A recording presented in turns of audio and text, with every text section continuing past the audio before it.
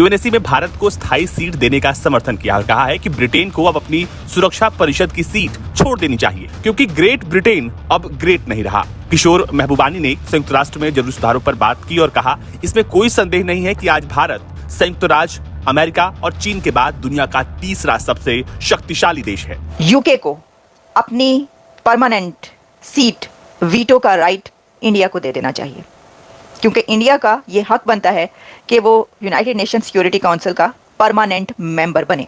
और ये कहा है UNSC, United Nation Security Council के ex president and ex permanent chief बनते हैं उन्होंने। Today is there's absolutely no question that India is the third most powerful country in the world after United States and China, and Great Britain is no longer great, as we know. And कि जो security council है इसको enhance किया जाए और इसकी जो membership है वो बढ़ाई जाए, 25 परमानेंट नॉन परमानेंट मेंबर बढ़ाए जाएं। तो सारी बात है, इंडिया अगर बनता है member as a permanent member of the UN security council तो बहुत ज़्यादा जो एक स्टेचर है इंडिया का बदल जाएगा।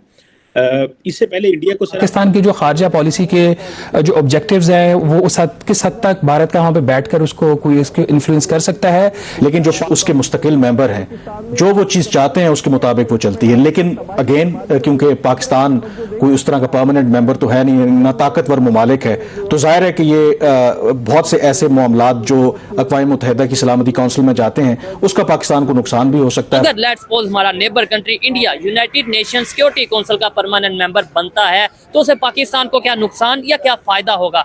क्या पाकिस्तान की पब्लिक इस चीज से एग्री करती है या ये समझती है कि इंडिया को यूनाइटेड नेशन सिक्योरिटी काउंसिल का परमानेंट मेंबर बनना चाहिए? जय हिंद दोस्तों, बहुत बड़ी खबर निकल के सामने आई है कि सिंगापुर के पार्लियामेंट में ये डिस्कशन की जा रही है कि भारत को जल्द से जल्द यूएनएससी में परमानेंट मेंबरशिप मिलना चाहिए। वहाँ के किसी प्राइम मिनिस्टर या इन सब ने बयान नहीं दिया है, बाकायदा सिंगापुर के संसद में ये डिस्कस किया जा रहा है। और सिंगापुर के संसद ने तो ये भी कहा है कि भारत दुनिया की तीसरी सबसे बड़ी पावर है और ब्रिटेन को अपना यूएनएससी का जो परमानेंट मेंबरशिप का पद है वो यूके को छोड़ देना चाहिए और भारत को दे देना चाहिए, क्योंकि भारत इस समय हर मायने में टॉप 5 में कह लीजिए आप, टॉप 3 में कह लीजिए आप, एग्जिस्ट करता है। पॉपुलेशन वाइज भारत नंबर 1 है, जनसंख्या की दृष्टि से नंबर 1, इसके बाद फिर आर्थिक दृष्टि से भी अगर हम देखें तो नंबर 5 पे है भारत, बहुत जल्द नंबर 3 पे आने वाला। जीडीपी वाइज भी देख ले, जीडीपी ग्रोथ वाइज भी देख ले, स्टॉक मार्केट वाइज भी देख ले, आईटी सेक्टर के मामले में देख लें, इन्वेस्टमेंट के मामले में देख लें, स्टार्टअप के मामले में देख लें, हर मायने में भारत टॉप 5 में, टॉप 3 में। तो भारत यूएनएससी का पद डिजर्व करता है और ये सिर्फ सिंगापुर नहीं, 167 से ज़्यादा देश कह चुके हैं on record. United Nation Security Council का अगर एक्स प्रेसिडेंट आपको ये कहता है दुनिया के सामने कि इंडिया इस वक्त बहुत ज़्यादा हकदार है सिक्योरिटी काउंसिल की परमानेंट सीट का, और यहाँ तक कि यूके को ये चाहिए कि वो अपनी सीट ऑफर कर दे इंडिया को, तो ये एक बड़ी खबर है। यही बात नहीं, उन्होंने कहा है कि India third most powerful country of this world है, और इसमें ये कि रशिया और यूरोपियन कंट्रीज़ और कुछ ऐसे कंट्रीज़, क्या वो उनको भूल गए या उनको पीछे छोड़ गए? तो मसला ये है कि जब हम रशिया को देखते हैं तो वहाँ पर जो है वो जंग लगी हुई है। तो ऐसा कंट्री जहाँ पर जंग लगी हो उसका वो स्टेटस नहीं रहता। दुनिया का कोई भी कंट्री वो जितना भी ताकतवर और पावरफुल होगा वो उसका स्टेटस कम हो जाएगा अगर वो जंगज़दा है। जंगज़दा इलाका कहा जाता है ना, रशिया और यूक्रेन के बीच इस वक्त जंग चल रही है, तो इसलिए जो है। और फिर इस वक्त आप बाकी कंट्री उसको जब आप पीछे रख दें तो इंडिया वाकई 5th लार्जेस्ट इकोनॉमी है, लेकिन 3rd बड़ी पावर है, 3rd most powerful country of this world ये कहा जा रहा है, ये कहा गया इसके अंदर। तो फिर ये भी स्टेटस चेंज हो गया। एक तरफ ये यूएनएसए की सीट के लिए कह रहे हैं, साथ ही वो इसको ऐसे भी कह रहे हैं इंडिया को। तो देखिए, जो यूनाइटेड नेशंस की सीट्स हैं उसमें 5 परमानेंट मेंबर्स होते हैं, उनको पास वीटो पावर होती है, और जो वीटो पावर है वो किसी भी दुनिया के बड़ा कोई भी इशू जब यूनाइटेड नेशंस में यूएनएससी में पहुंचेगा तो उसके पर उनको हक हासिल होता है कि वो वीटो पावर यूज़ करें, और अगर कोई रेजोल्यूशन पास हो रही है उसको नल एंड वॉइड कर दें। अगर कोई नल एंड वॉइड हो रही है, उसके ऊपर किसी किस्म का कोई तनाज़ा है, कोई कॉन्फ्लिक्ट कुछ भी चल रहा है, तो उस कंट्री को जो कि परमानेंट मेंबर हैं 5, उनको ये राइट हासिल है कि वो अपना वीटो यूज़ करें और अपने मुताबिक जैसे वो समझते हैं वो करें। अच्छा, अब ये एक बहुत बड़ी ताकत है वीटो पावर होना, और दुनिया की जो बड़ी पावरफुल कंट्रीज़ हैं, सुपर पावर्स हैं, उनके पास है, ये जानते हैं आप। तो उसके अंदर यूके को किस लिए कहा गया? सोचने की बात यह है कि बंदा ये पूछे कि भाई आपने यूके क्यों कहा? ठीक है ना, कि बाकी कंट्रीज भी वहाँ पर हैं, यूएस भी है वहाँ पर, जो है जितने भी कंट्रीज हैं, चाइना भी, आपने उनको क्यों नहीं कह दिया? तो इसके अंदर ये बात है कि जो यूके है उसने 30 इयर्स में अपना वीटो का हक इस्तेमाल ही नहीं किया। तो अगर कोई कंट्री वीटो पावर रखता है, परमानेंट मेंबर है, तो उसको कभी ना कभी तो अपना वीटो पावर कहीं ना कहीं यूज करना चाहिए ना। कोई वहां पे रेजोल्यूशन आती है, उसमें आपने येस और नो करना है, तो आपको अपना वीटो पावर यूज करना चाहिए, क्योंकि यही तो आपके पास ताकत है। तो ये भी बात कही जा रही है कि ये तो नाकारा हो गया है। अच्छा, अब जो कंट्रीज वो यूज नहीं करते, जैसे कि यूके है, यूनाइटेड किंगडम है, ये एक बहुत सॉलिड रीजन है। ये मैं ये समझती हूँ कि अगर कोई कंट्री ऐसा करे और 30 ईयर से उसने अपना वीटो पावर यूज नहीं किया, तो ये सॉलिड रीजन है। वैसे अगर आप किसी को कहेंगे कि कोई छोटा कंट्री है या इंडिया, हम ये नहीं कह सकते कि जी वो हिंदू हैं इस वजह से उन्होंने सपोर्ट किया इंडिया को, या फिर वो क्योंकि पार्टीशन में जो है उससे पहले उनकी फैमिली वहां पर थी, तो इस वजह से उनका कहीं ना कहीं से उस एरिया से, तो इसलिए उन्होंने इंडिया को सपोर्ट किया है। ये हम उस वक्त कह सकते थे, या कोई, कि अगर इंडिया की इस वक्त जो हैसियत है वो ना होती, इंडिया का इस वक्त जो स्टेटस है दुनिया में वो अगर ये ना होता, इससे नीचे होता, और इंडिया इस काबिल ना होता कि वो यूएनएससी की सीट के लिए जो है उसको कहा जाता, तो फिर तो हम ये कह सकते थे देखें ये तो इंडिया का कोई है ही नहीं, इसमें तो ऐसे ही इन्होंने मुंह उठा के ये बात कह दी, ये तो क्योंकि ये हिंदू हैं या ये इनका ताल्लुक इनकी फैमिली का वहाँ से है बैकग्राउंड, तो इसलिए इन्होंने ये बात कह दी। हम ये बात इसलिए नहीं कह सकते क्योंकि इंडिया का ऑलरेडी स्टेटस वो बन चुका है, और ये बात कही जा रही है कि इंडिया को अगर यूएनएससी की सीट नहीं दी जा रही तो ये उनके साथ नाइंसाफ़ी हो रही है, बात ये है। तो इसलिए उनका ये कहना फिर जोर रखता है। अच्छा, सिर्फ लेट्स सपोज हमारा neighbour country India United Nation Security Council का परमानेंट मेंबर बनता है, तो उसे पाकिस्तान को क्या नुकसान या क्या फायदा होगा?